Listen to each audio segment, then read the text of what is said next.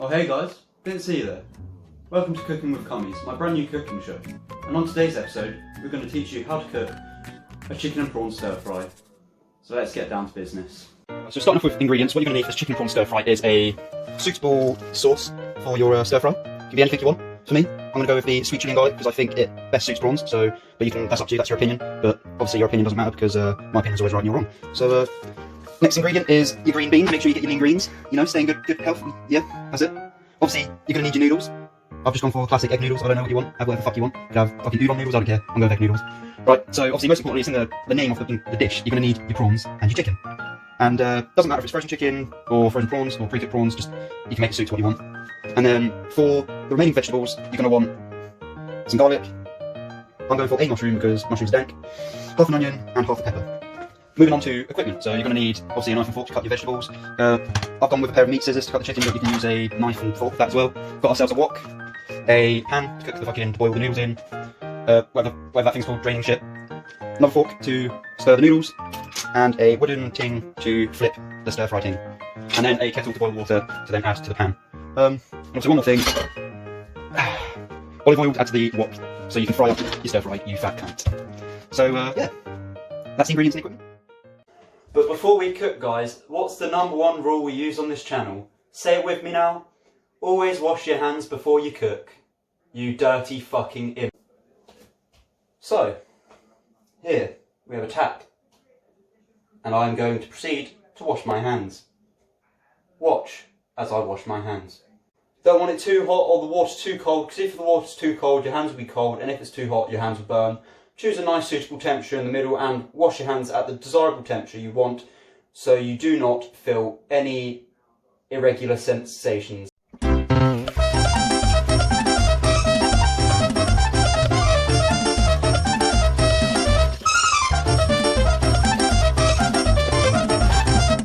Okay, now that we have successfully washed our hands, we can now move on to the cooking. Yes. Right, so guys, first off, what you want to do is to cut up your vegetables, get them prepped, so that you don't have to rush around when it gets to adding your vegetables to the dish. But please do not throw your disabled sister into the frying pan, as that is just not acceptable. Only use vegetables that grow out the ground and not out of a vagina. Thanks. So, alright, so let's move these aside. We'll start off with the mushroom. So what you want to do is you just want to fucking... What we'll do is we will cut it in half first. Once it's in half, we can easily remove the inner bit. Get that shit outside, you know, get rid of the seeds. All that unnecessary, unwanted stuff. Get the seeds out of the way. Move that shit. Get that one out. Move that. Move that. Right, so now you shell the pepper, you don't have any of the inner bits. Bits of seed and where the fuck the rest is. And what you want to do now is cut it into small strips. Wait, no, that's what the heat is done. What you want to do now is cut it into little pieces. I first have mine quite small because I feel like it provides short bursts of flavour. Right, so that's the peppers done, so you can move that aside. We get onto the garlic. So what you want to do now is, what I tend to do is remove that very top layer.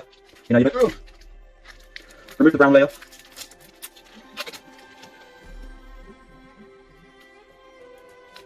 Brown layer removed, so now you can proceed to cut it. So what I tend to do is hold it like that with my hands, cut it in half, and then just proceed to chop away, watch your fingers, in case you kill yourself. Dice it into small little pieces if you want, depends, doesn't really matter what size it is, I prefer to dice mine.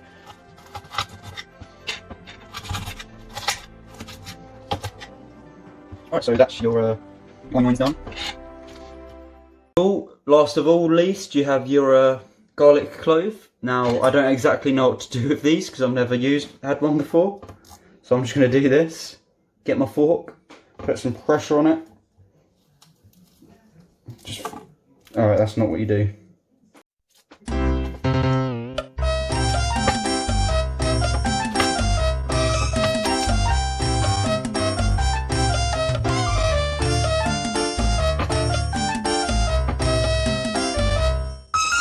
Right, so I guess that's the garlic. What we're going to do is, we're going to move all of that onto a plate, so we can then proceed to cut our chicken up. Right, so that's the vegetables, now you can move that aside for now. And what we want to do now is to proceed on to the chicken. Alright, so now we're going to move on to the chicken. To cut the chicken up, we're going to use our trusty fork and meat scissors. So don't need the knife now. So we've got our chicken here.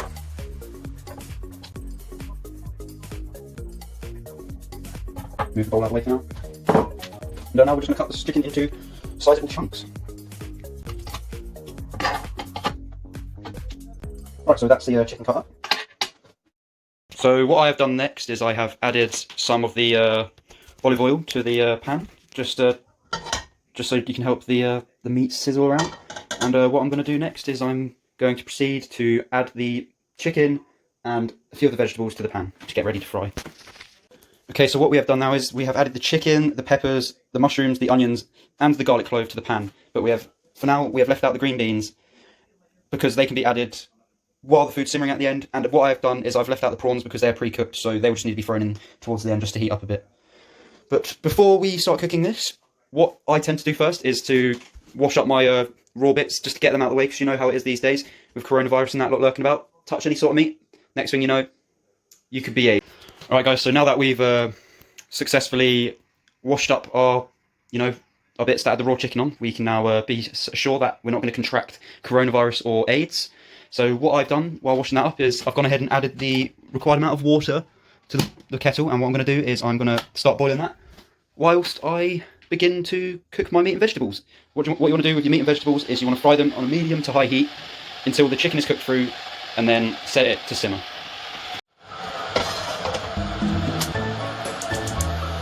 What I'm going to do is I'm going to turn the extraction fan on so I don't choke to death. And I'll now proceed to cook the chicken until it is cooked through and there is no pink remaining.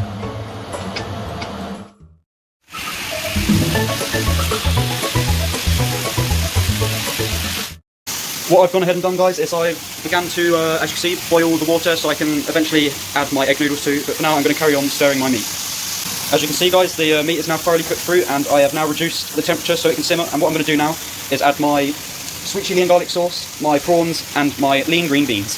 As you can see, guys, I have added the sauce, the green beans, the prawns, and the water is boiling, so now what I'm going to do is simmer all of this together for 1 to 2 minutes, and then at some point add my noodles to the boiling water. Right, so 2 minutes has passed, guys, and I have stirred in the prawns, the beans, and the sauce, and I've mixed it well and truly.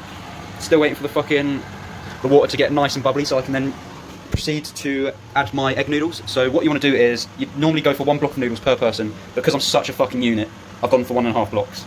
But add as much as you desire, because I don't fucking care. Right guys, I've become impatient and I'm now going to add my egg noodles to the boiling water. So what you do is you grab your noodles and you add them to the boiling water, and that's how you boil noodles. Now what we're going to do is, you've got to make sure the noodles are submerged, so you're going to have enough water to submerge the noodles fully. And what you want to do is simmer them noodles for 4 minutes, and after 4 minutes it should hopefully be the right sort of texture and density, but after 4 minutes up you should try it and see if you cook for a bit longer or not. So I'll see you guys hopefully in 4 minutes when the noodles are at the right temperature. Not temperature, texture. Yeah, fuck you, I don't care. Cook through. Alright guys, so the 4 minutes passed and the noodles are now cooked properly. I tried them and they're at the right temperature, so I'm happy to go ahead with it. So what you want to do now is you want to drain out your noodles with the drainy ting, I forgot what it's called. And then after you've drained the noodles, you'll then proceed to add them to the stir-fry mixture and then mix it in with all the sauce and that lot. And then there you go, that's done. And but yeah, I'll show you. There you go guys, as you can see I drained out my noodles using the drainy ting. And I've added it to the rest of the stir-fry, and now I'm going to proceed to mix it all together on a low heat for about a minute so that it's sufficiently warm. Right, so a minute's passed guys, that's done cooking, and we're now going to plate the dish up. And this dish is with pucker, and it looks like a meal fit for a king.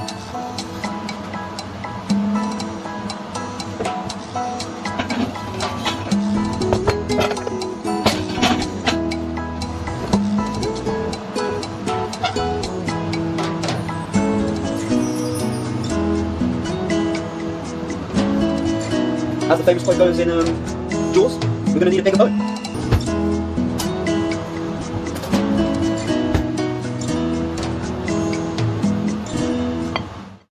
You can see guys, we have finished with our stir-fry dish. Looking yummy, healthy, got all that nutrients, got that good shit, it's got the meat, it's got seafood, it's got your carbs, it's got your vegetables. It's looking nice, and I'll give it a taster and I'll let you guys know how it looks, tastes, feels, what, help. Hey guys, so let's taste the chicken and prawn stir-fry to see how it is, and I'll give you a rating. What you're about to see is based on a true insurance claim. In this reconstruction, Callum Rains is played by Gio Cavallo. For this was a lonely road, and Callum really wasn't expecting company.